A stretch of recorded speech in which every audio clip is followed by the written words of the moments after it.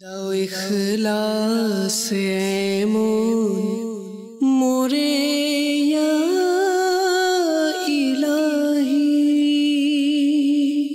আলহামদুলিল্লাহি রাব্বিল আলামিন ওয়াসসালাতু ওয়াসসালামু আলা সাইয়্যিদিল মুরসালিন আম্মা বা'দ ফাআউযু বিল্লাহি মিনাশ শাইতানির রাজীম বিসমিল্লাহির রহমানির রহিম। সকলে পড়ি আসসালাতু ওয়াসসালামু আলাইকা ইয়া রাসূলাল্লাহ।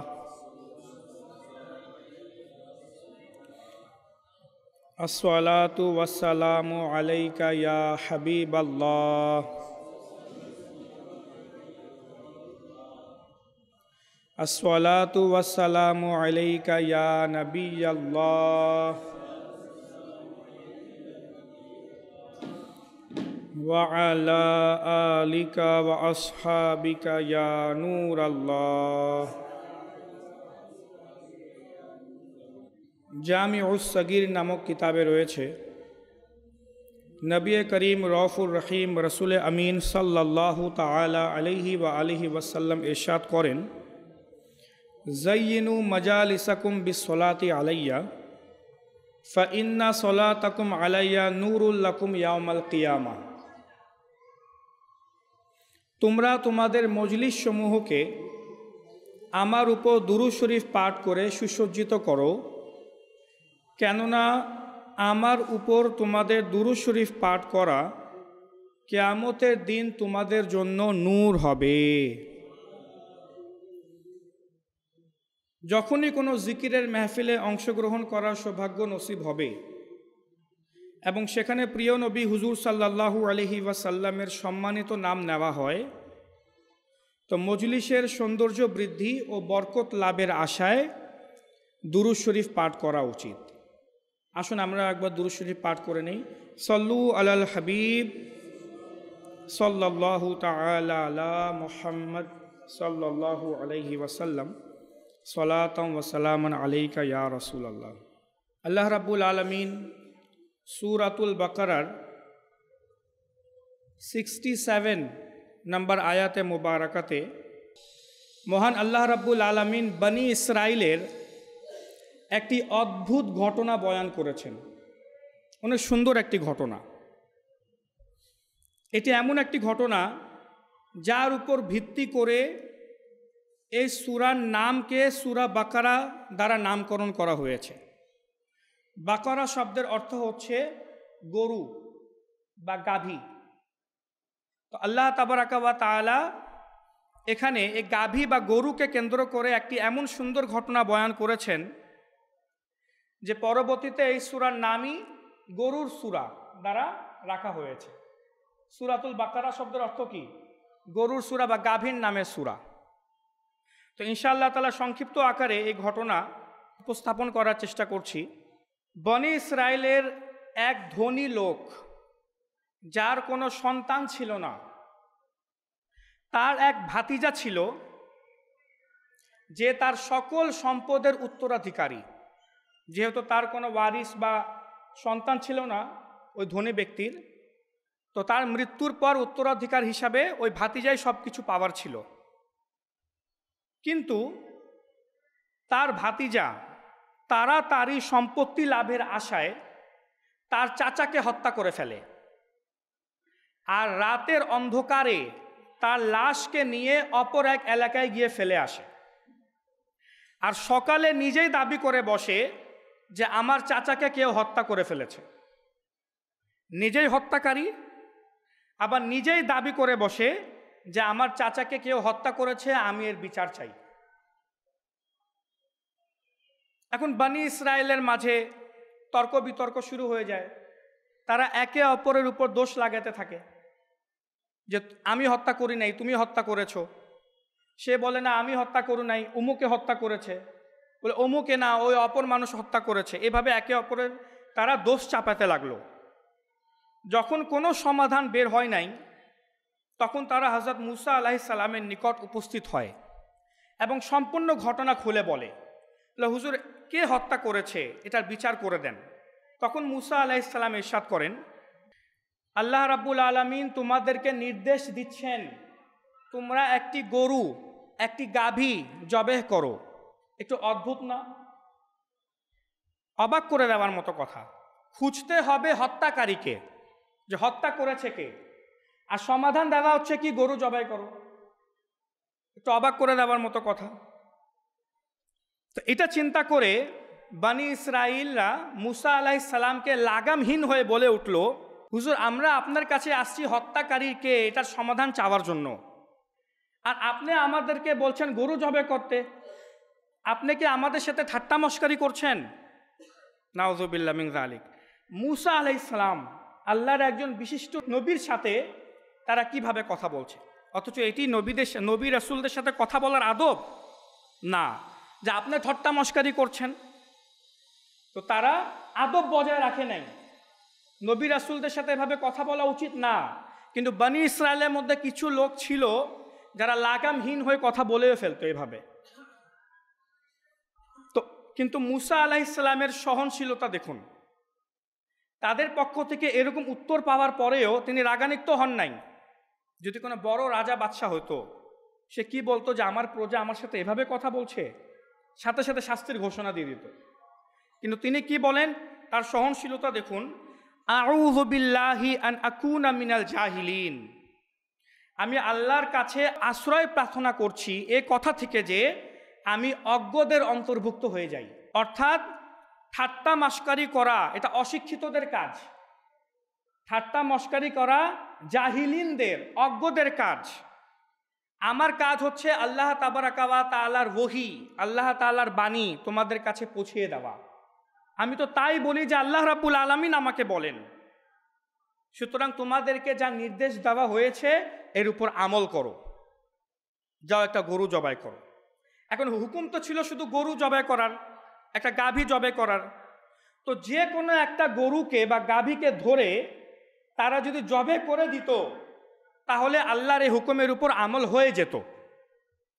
কিন্তু তারা কি করলো, পাল্টা প্রশ্ন করা শুরু করে দিল। তারা কি বলল, উদউ লানা রব্বাকা ইউবাইয়িন লানা মাহি, হে মুসা আলাইহিস সালাম আপনি নিজের প্রতিপালকের কাছে প্রার্থনা করুন, তিনি যেন আমাদেরকে বয়ান করে দেয়, বিস্তারিতভাবে বলে দেয় যে সেটা কোন গরু। প্রশ্ন করলো তারা। তখন মুসা আলাইহিস সালামের উপর আল্লাহ তাআলার ওহী নাজিল হয়, ওই গরুটা কেমন, কোন গরু জবাই করবে তারা। মুসা আলাইহিস সালাম বললেন যে আল্লাহ তাআলা বলছেন সেটা এমন একটি গরু বা গাভী যে না বেশি বৃদ্ধ না বেশি অল্প বয়স্ক, আওয়ানুম বাইনা যালিক, বরং মাঝামাঝি বয়সের, এমন একটি গরু দাও, গিয়ে ধরে জবাই করো। আচ্ছা, বনি ইসরায়েল এখানেও থামে নাই, তারা আবার পাল্টা প্রশ্ন করলো, মা লাউনুহা, ওই গরুর রং কি, কোন রঙের গরুকে জবাই করব। দেখুন, বলা হয়েছিল সাধারণ একটা গরু জবাই করলে হয়ে যাবে, কিন্তু তারা প্রশ্ন করছে। এখন আল্লাহ তাবারাকা ওয়া তাআলা আবার আয়াতে মুবারাকা নাজিল করলেন, ইন্নাহা বাকারাতুন সফরা ফাকিউল লাউনুহা তাসুররুন নাযিরিন। আল্লাহ তাআলা ইরশাদ করছেন যে তা হচ্ছে একটি হলুদ বর্ণের গাভী, যার রং হবে গাঢ় উজ্জ্বল চমকিত, যাকে দেখে তাসুররুন নাযিরিন, যাকে দেখে দর্শকরা আনন্দ পায়, এমন হতে হবে। দূর থেকে দেখলেই যেন যে দেখবে তার মন খুশি হয়ে যায় যে এত সুন্দর উজ্জ্বল চমকিত গরু। অর্থাৎ এখানে দুইটি কথা বলা হয়েছে, হলুদ রঙের উজ্জ্বল চমকিত গাঢ় গরু, এবং দ্বিতীয় হচ্ছে যা দর্শকদের আনন্দ দেয়। আচ্ছা, এরপর আবার তৃতীয় প্রশ্ন করলো তারা, আরো তৃতীয় প্রশ্ন কি, উদউ লানা রব্বাকা ইউবাইয়িন লানা মাহি ইন্নাল বাকারা তাশাবাহা আলাইনা। হে মুসা আলাইহিস সালাম আপনি নিজের প্রতিপালকের কাছে প্রার্থনা করুন, তিনি যেন আরো স্পষ্টভাবে বলে দেয় সেটা কেমন গাভী, কারণ আমরা এতগুলো আলামত শুনে সন্দেহের মধ্যে পড়ে গিয়েছি। কেমন গাভী, ইন্নাল বাকারা তাশাবাহা আলাইনা, আমাদের মধ্যে সন্দেহ চলে এসেছে, আমরা বুঝতে পারছি না, আরো স্পষ্ট করে বলতে বলুন। কিন্তু এবার যখন তারা প্রশ্ন করলো, তৃতীয় প্রশ্ন, তখন তারা একটি ভালো কাজও করেছে। কি, তারা প্রশ্ন করার সাথে সাথে বলল, ওয়া ইন্না ইনশা আল্লাহু লামুহতাদুন, যদি এই তৃতীয় প্রশ্নের উত্তরও আল্লাহ তাআলা আমাদেরকে দিয়ে দেয় তো ইনশাআল্লাহ তাআলা আমরা সঠিক পথ পেয়ে যাব। তারা ইনশাআল্লাহ বলে, সাথে কি বলে? ইনশাআল্লাহ বলে, যদি আল্লাহ চায়, যদি আল্লাহ চায় তাহলে আমরা সঠিক পথ, সঠিক রাস্তা পেয়ে যাব। তো বললেন একটু স্পষ্ট করে বলার জন্য। তো তাদের স্পষ্ট করে বলার কারণে আল্লাহ রাব্বুল আলামিন বিস্তারিতভাবে বয়ান করে দিলেন। আল্লাহ তাআলা কি ইরশাদ করেন, এটি এমন একটি গাভী যার থেকে কোনো খিদমত নেওয়া হয় নাই, কোনো কাজ নেওয়া হয় নাই, আর না সেটা জমি কর্ষণ করে, না এর দ্বারা খেতে পানি সেচন করা হয়েছে। নিখুঁত, একদম নিখুঁত, কোনো প্রকার দাগ নেই, এমন একটি গরু, এমন একটি গাভী। এটা শোনার পর এত বিস্তারিতভাবে যখন আল্লাহ তাআলা বলে দিলেন, তখন তারা বলল, আল আনা জিতা বিল হক, এই তো এবার এখন আপনি সঠিক বর্ণনা নিয়ে এসেছেন, এখন আমরা বুঝে গিয়েছি কেমন গরু আমাদেরকে জবে করতে হবে। এখন এমন একটা আনকমন গরু, মাঝারি বয়সের, হলুদ রঙের, উজ্জ্বল গাঢ় চমকিত, যে কোনো খেতে কাজ করে নাই, পানি সেচনের কাজ করে নাই, যার মধ্যে কোনো প্রকারের দাগ নেই, এমন ক্রাইটেরিয়ার একটি গাভী তারা খুঁজতে বের হয়ে গেল। আর অপর দিকে, অপর একটি এলাকায় বনি ইসরায়েলেরই একজন নেককার ব্যক্তি ছিল। তার নিকট একটি গরুর বাছুর ছিল, আর তার একটি সন্তানও ছিল যে অপ্রাপ্ত বয়স্ক, নাবালিগ, ছোট ছিল। ওই নেককার ব্যক্তি একদিন ওই গরুর বাছুরকে নিয়ে জঙ্গলে যায় এবং হাত উঠিয়ে আল্লাহ তাবারাকা ওয়া তাআলার কাছে এইভাবে দোয়া করে যে, হে আল্লাহ পাক, আমি এ বাছুরটিকে তোমায় আমানত হিসাবে দিলাম, যখন আমার সন্তান প্রাপ্ত বয়স্ক হয়ে যাবে তখন এই বাছুরটি তুমি তাকে দিয়ে দিবে, তোমার উপর ছেড়ে দিলাম, তোমাকে আমানত হিসাবে দিলাম। এ বলে সে ওই বাছুরটিকে জঙ্গলে রেখে চলে গেল। আর কিছুদিন পরেই তার ইন্তেকালও হয়ে যায়। যখন তার অপ্রাপ্ত বয়স্ক নাবালিগ শিশু যখন প্রাপ্ত বয়স্ক হয়, বালিগ হয়, তখন তার মা তাকে জানায় যে তুমি জঙ্গলে যাও, জঙ্গলে গিয়ে এভাবে এভাবে আল্লাহর কাছে প্রার্থনা করো। তো সে জঙ্গলে যায় এবং আল্লাহ তাবারাকা ওয়া তাআলার কাছে প্রার্থনা করে, দোয়া করে যে, হে আল্লাহ, আমার বাবা তোমার নিকটে আমানত স্বরূপ যে গাভীর বাছুর রেখে গিয়েছিল তা আমাকে দান করে দাও। তারে দোয়া শেষ করতে না করতেই ওই গাভীর বাছুর, যা এখন প্রাপ্তবয়স্ক হয়ে গেছে, একটি পরিপূর্ণ গাভী হয়ে গেছে, সে দৌড়ে তার কাছে এসে দাঁড়িয়ে গেল। তো সে ওই গাভীটি নিয়ে বাসায় গেল। মা তাকে বলল যে, বাবা, তুমি এই গাভীটি নিয়ে বাজারে যাও এবং 3 দিনারে, কত? 3 দিনারের মধ্যে এই গাভীটি বিক্রি করে দাও। কিন্তু মনে রাখবে, কারোর সাথে চুক্তি করার পূর্বে, বিক্রি করার পূর্বে আমাকে জিজ্ঞাসা করে নিবে যে বিক্রি করব নাকি করব না।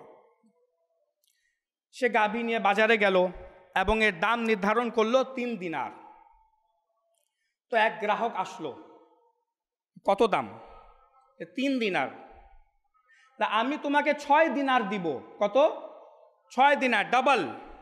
তুমি আমাকে বিক্রি করে দাও, কিন্তু শর্ত হচ্ছে তুমি তোমার মাকে গিয়ে জিজ্ঞাসা করবে না, মাকে জিজ্ঞাসা না করে আমাকে দিয়ে দাও। তো সে ছিল নেককার সন্তান, মায়ের বাধ্য সন্তান। সে বলল, না, এটা অসম্ভব, আমি আমার মাকে জিজ্ঞাসা না করে তোমাকে বিক্রি করব না।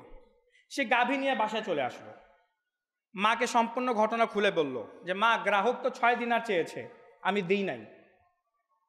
তো মা মনে করলো যে ঠিক আছে, হতে পারে গরুর দাম বাজারে এখন চড়া।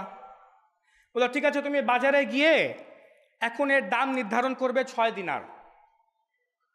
তো সে গাভী নিয়ে আবার বাজারে গেল, এর দাম রাখলো 6 দিনার। আবার ওই একই গ্রাহক আসলো, বলল, কত? বলে 6 দিনার। বলে, আমি তোমাকে 12 দিনার দিব। কত? 12 দিনার দিব, আমাকে দিয়ে দাও। কিন্তু শর্ত হচ্ছে তুমি তোমার মাকে গিয়ে জিজ্ঞাসা করবে না, এখন ডাইরেক্ট আমাকে দিয়ে দিবে। সে বলল অসম্ভব, না আমি দিব না, আমার মাকে জিজ্ঞাসা না করা ছাড়া আমি দিব না।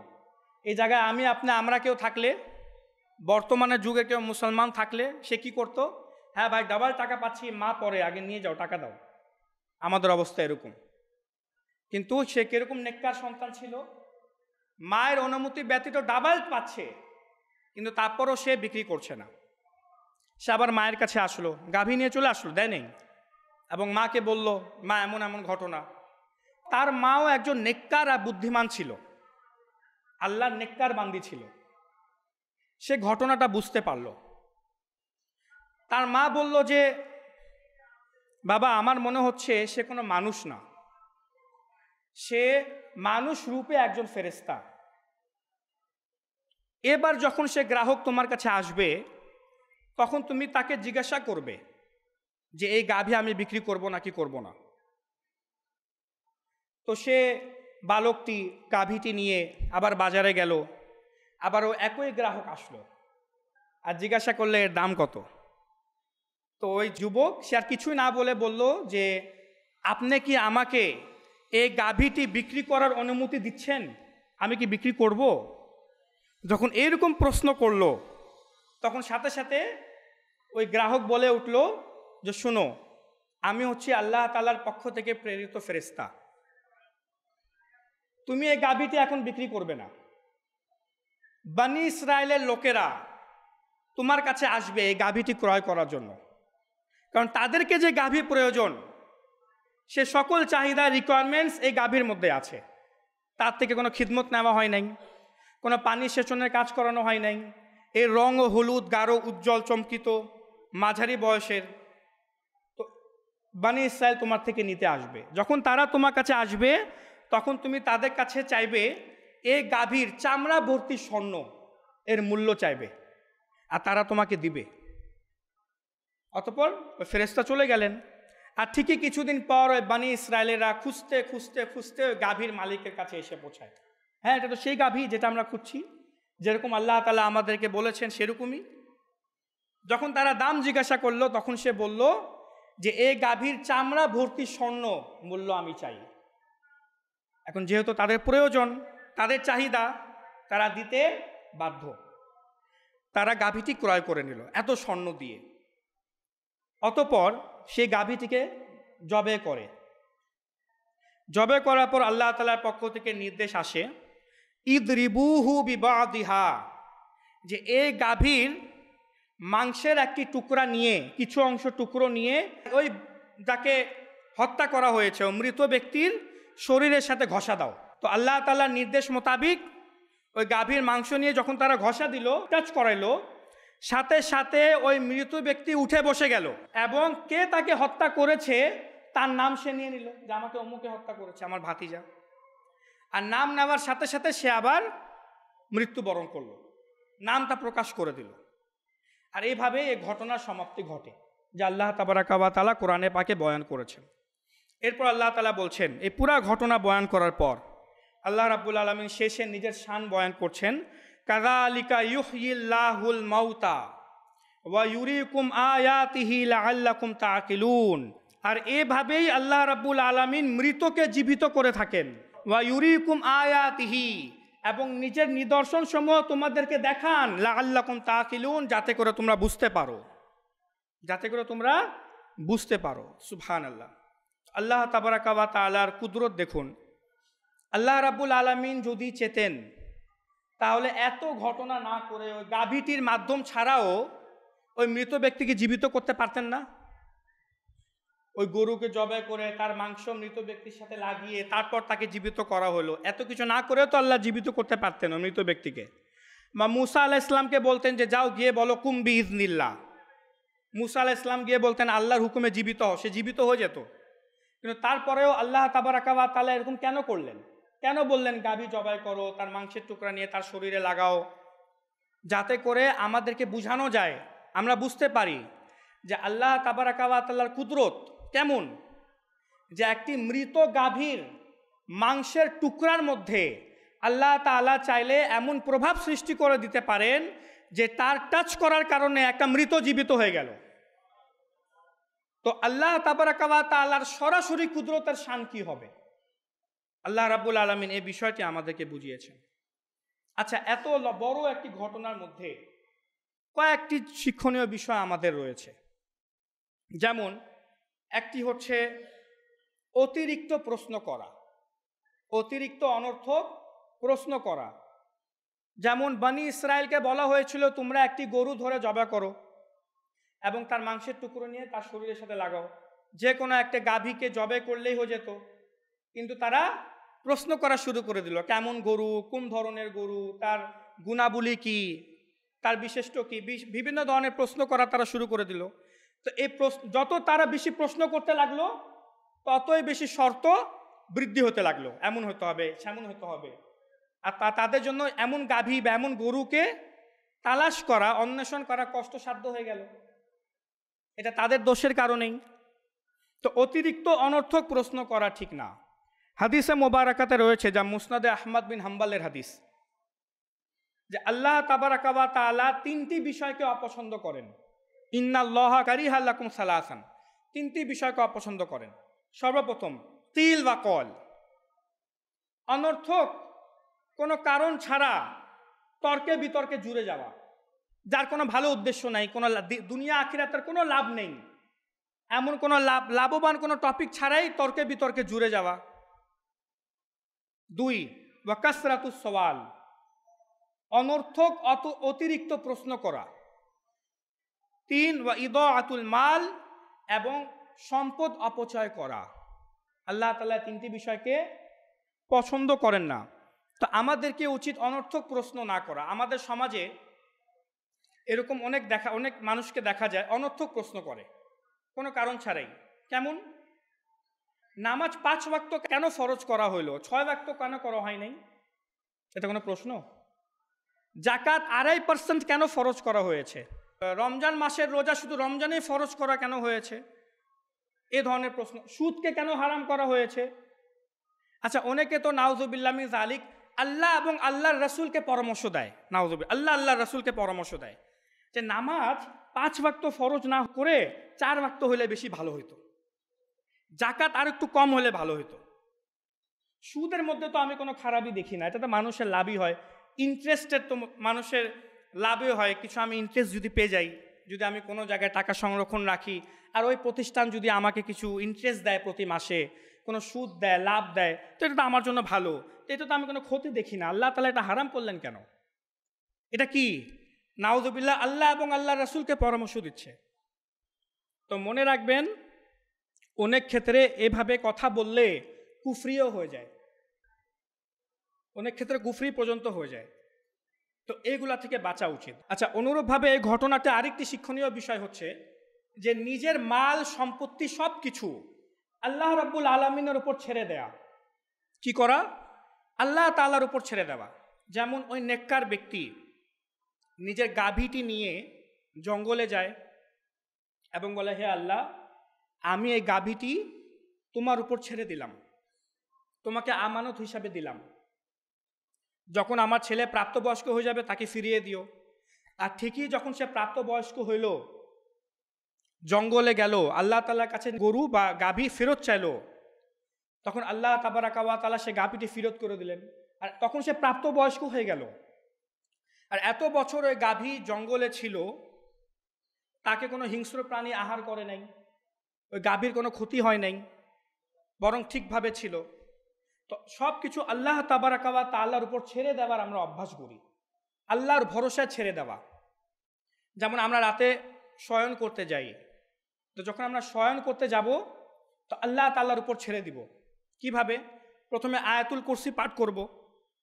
আয়াতুল কুরসি পাঠ করে নিজের ঘর বাড়ি পরিবার পরিজন জানমাল যা কিছু রয়েছে ওই সব কিছু আল্লাহর ভরসায় ছেড়ে দিব, যে আল্লাহ তাআলা এটা খেয়াল করবেন। তো দেখবেন ইনশাআল্লাহ তাআলা হিফাজতে থাকবেন। আচ্ছা, অনেক সময় আমাদেরকে গাড়ি বা বাইক পার্কিং করতে হয়। তো গাড়ি বা বাইক পার্কিং করার সময় ভালো জায়গায় পার্ক করে এর হিফাজতের জন্য যা যা প্রয়োজন তা সব কিছু মেনটেন করে ইয়া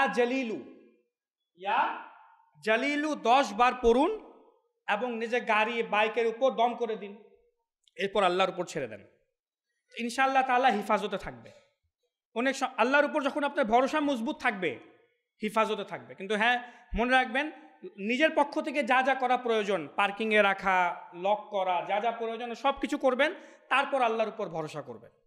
কোনো সময় কি এমন হয় না, সব কিছু লক করে রাখার পরেও চুরি হয় না জিনিস? কিন্তু দেখবেন আল্লাহ তাআলার উপর যখন ভরসা থাকবে, জিনিস হিফাজতে থাকবে, তখন আল্লাহ তাবারাকা ওয়া তাআলা ওই জিনিসটাকে নিজ দায়িত্বে নিয়ে নেবেন, আল্লাহ তাআলা তা হিফাজতে করবেন। আচ্ছা, অনুরূপভাবে আরেক তৃতীয় শিক্ষণীয় বিষয় হচ্ছে কথায় কথায় ইনশাআল্লাহ বলা। কি বলা? ইনশাআল্লাহ বলা। বনি ইসরায়েল যখন বারবার গরুর ব্যাপারে জিজ্ঞাসা করছিল, গরুটা কোন ধরনের, গরুর রং কি, আল্লাহ তাবারাকা ওয়া তাআলা তাদেরকে প্রশ্নের উত্তর দিচ্ছিলেন, কিন্তু অস্পষ্ট, মানে তারা সান্ত্বনা পাচ্ছিল না, তারা বিস্তারিতভাবে জানতে চাচ্ছিল। কিন্তু যেই মুহূর্তে তারা বলল ইনশাআল্লাহ, আল্লাহ তাআলা আমাদেরকে এই প্রশ্নের উত্তর দুক, ইনশাআল্লাহ আমরা সঠিক পথ পাবো, আল্লাহ রাব্বুল আলামিন বিস্তারিতভাবে তাদেরকে উত্তর দিয়ে দিলেন। আর তারা মন শান্ত হয়ে গেল, তারা বুঝে গেল, হ্যাঁ বুঝছি কেমন গাভী। তো ইনশাআল্লাহ বলার অনেক বরকত রয়েছে। আমরা কোনো কাজ করব, 5 মিনিট পর, 10 মিনিট পর, 1 ঘন্টা পর, 1 সপ্তাহ পর, 1 বছর পর আমি কোনো কাজ করব বা কোনো কাজ করার ইচ্ছা পোষণ করছি, তখন বলবেন ইনশাআল্লাহ আমি এই কাজটি করব। ইনশাআল্লাহ শব্দের অর্থ হচ্ছে যদি আল্লাহ চায়। মুফাসসিরিনে কেরামগণ বলেন এই ইনশাআল্লাহ বলার কারণে, ইনশাআল্লাহ বলার দ্বারা মূলত বান্দা আল্লাহর কাছে এটা বুঝায় যে হে আল্লাহ, আমি আমার বিষয় তোমার উপর ছেড়ে দিয়েছি, আমি এ কাজ করব, এটার ইচ্ছা আমি পোষণ করলাম, কিন্তু শুধু আমার ইচ্ছা যথেষ্ট না, আমার ইচ্ছা কোনো কিছুই না তোমার ইচ্ছার সামনে। যখন তুমি চাবে, তোমার ইচ্ছা হবে, তখনই আমি এই কাজ করতে সফল হব। সে মূলত ইনশাআল্লাহর মাধ্যমে এই কথা বুঝাতে চায়। তো ইনশাআল্লাহ বললে আল্লাহ তাবারাকা ওয়া তাআলা কাজের মধ্যে বরকত দিবে। আচ্ছা, অনেক সময় এমনকি মুফাসসিরিনে কেরামগণ, সাহাবাই কেরামগণ, তারা ইনশাআল্লাহ বলার ক্ষেত্রে এত সতর্কতা অবলম্বন করতেন, যদি কখনো তারা ইনশাআল্লাহ বলতে ভুলে যেতেন কোনো কাজের জন্য, তো হযরত আব্দুল্লাহ ইবনে আব্বাস রাদিয়াল্লাহু তাআলা আনহু, যিনি মুফাসসির সাহাবী একজন, তিনি আয়াতের তাফসীর করতে গিয়ে বলেন, যদি কেউ 1 বছর পরও স্মরণ আসে, মনে করেন আপনি এখন বললেন যে আমি 1 বছর পর একটি কাজ করব, 2026-এ জানুয়ারি মাসে আমি অমুক কাজটি শুরু করব, আপনি ইনশাআল্লাহ বলতে ভুলে গেলেন। এখন 1 বছর পর 2026-এ আপনার স্মরণ আসলো, ও আমি তো 1 বছর আগে নিয়ত করেছিলাম, কিন্তু তখন আমি ইনশাআল্লাহ বলি নাই। এক সাহাবীর ঈমান আকীদা দেখুন। হযরত আব্দুল্লাহ ইবনে আব্বাস রাদিয়াল্লাহু তাআলা আনহু বলেন যে সম্ভব হলে তখনই বলে নাও, যখন স্মরণ আসবে তখনই বলে ফেলো যে ইনশাআল্লাহ আমি এই কাজটি করব। 1 বছর আগে যে কাজটি করার নিয়ত করেছিল তার জন্য এখন ইনশাআল্লাহ বলে ফেলো, ইনশাআল্লাহ যদি আল্লাহ চায়। ইনশাআল্লাহ তাআলা, এতে আল্লাহ তাবারাকা ওয়া তাআলা আপনার কাজে বরকত দিবেন। ইনশাআল্লাহ বলার দ্বারা আপনার কাজকে আল্লাহ তাআলা নিজ দায়িত্বে নিয়ে নেবেন, আপনাকে সফলতা দিবেন। আচ্ছা, ইনশাআল্লাহ বলার আবার নিয়মও আছে, কোথায় বলতে হবে।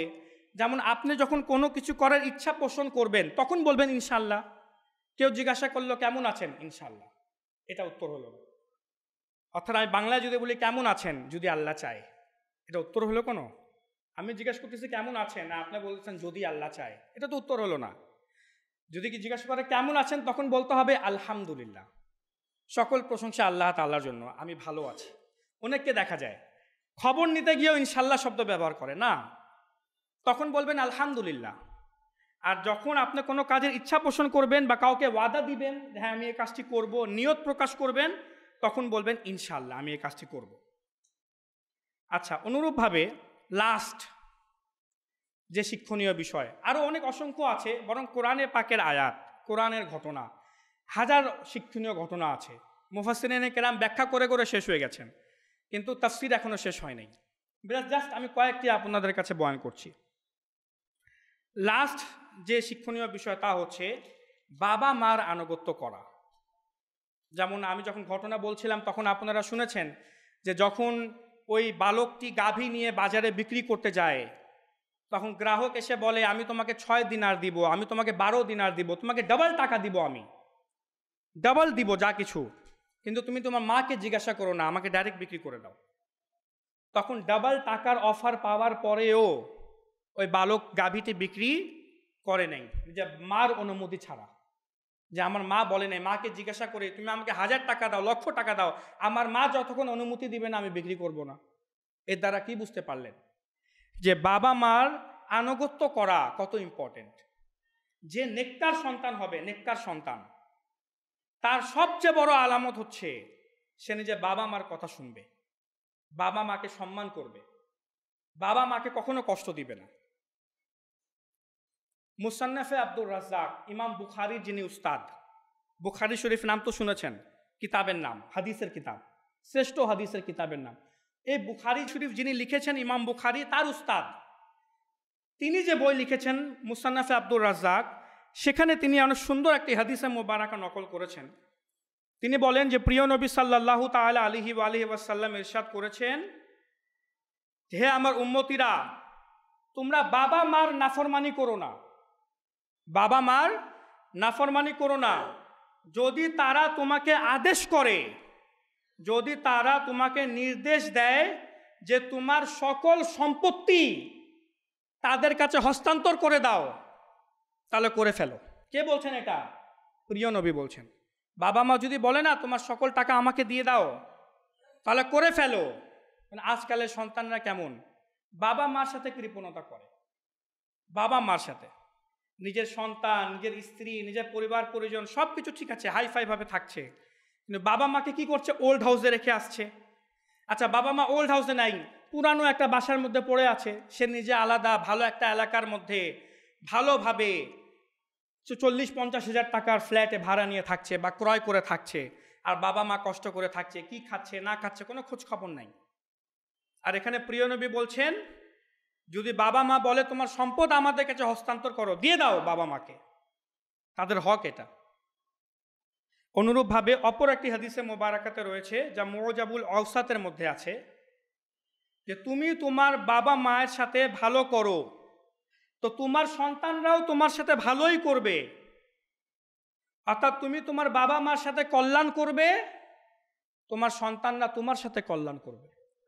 যদি তুমি তোমার বাবা মার সাথে খারাপ আচরণ করো, তাদেরকে কষ্ট দাও, তাহলে আজ না হয় কাল তোমার সন্তানরাও তোমাকে কষ্ট দিবে, তোমার সাথে ঠিক তেমনই আচরণ করবে। এটা আল্লাহ তাআলা নিয়ম বেঁধে দিয়েছেন।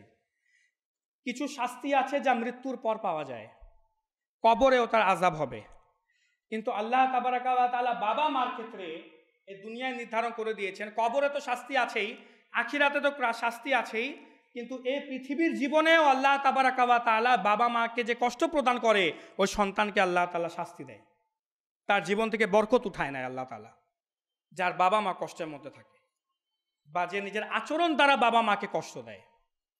আল্লাহ রাব্বুল আলামিন আমাদেরকে বাবা মার সাথে সদ্য ব্যবহার করার তৌফিক দান করুক, এবং যা যা পয়েন্ট আমরা শুনলাম, কথায় কথায় ইনশাআল্লাহ বলা, নিজের সব কিছু আল্লাহর ভরসায় ছেড়ে দেওয়ার অভ্যাস গড়ে তোলা, বাবা মার সাথে ভালো ব্যবহার করা, আচরণ করা, এই সব কিছু আর যা যা শুনলাম আল্লাহ তাআলা এর কাছে তা স্মরণ রাখার এবং অপরের নিকট তা পৌঁছানোর তৌফিক দান করুক। আমিন বিজাহিন নবিয়্যিল আমিন সাল্লাল্লাহু তাআলা আলাইহি ওয়া আলিহি ওয়াসাল্লাম। সাল্লু আলাল হাবিব সাল্লাল্লাহু তাআলা আলা মুহাম্মদ সাল্লাল্লাহু আলাইহি ওয়াসাল্লাম। সালাতাম ওয়া সালামুন আলাইকা ইয়া রাসূলুল্লাহ। দাও ইখলাস এমন মোরে ইয়া